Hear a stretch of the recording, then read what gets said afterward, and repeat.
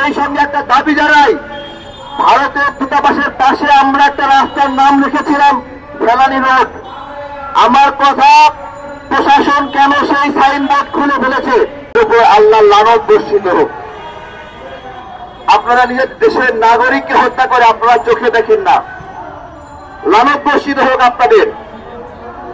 আজকে ক্ষমতার ক্ষেত্রে যদি জিজ্ঞাসা করেন যে কোন দলকে আমরা ক্ষমতায় আনবো, আমি বলি যেই দলকে ভারত ক্ষমতায় আসতে দিতে চায় না, আমরা সেই দলকে ক্ষমতায় আনতে চাই। যেই দলকে ভারত শত্রু মনে করে, আমি তাকে ক্ষমতায় আনতে চাই। যে ভারতের পিঠে চাবুক মারতে জানে, তাকে আমি ক্ষমতায় আনতে চাই।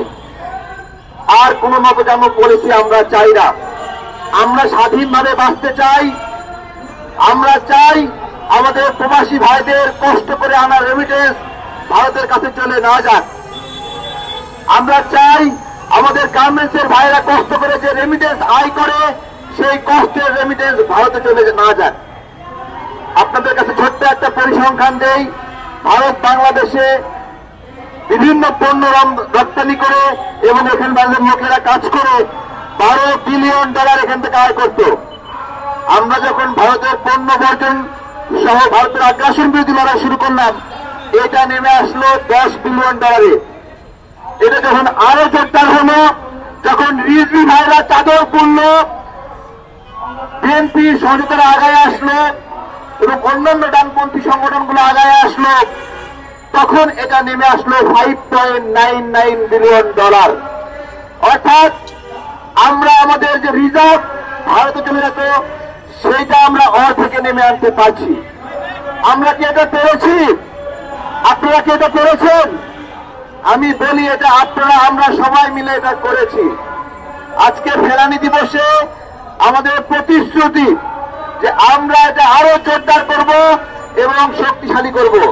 সেই সঙ্গে একটা দাবি জানাই, ভারতের দূতাবাসের পাশে আমরা একটা রাস্তার নাম লিখেছিলাম ফেলানি রোড। আমার কথা, প্রশাসন কেন সেই সাইনবোর্ড খুলে ফেলেছে?